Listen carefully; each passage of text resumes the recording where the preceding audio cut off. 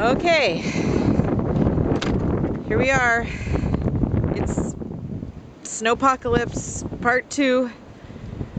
So it's now Wednesday afternoon. I don't know if you can hear the wild.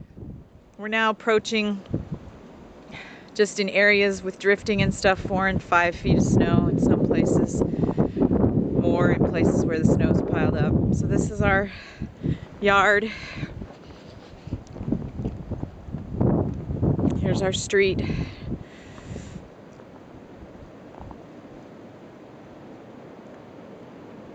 It's supposed to keep going. They've now upgraded some of the predictions to up to 30 inches of snow. And it's wicked cold.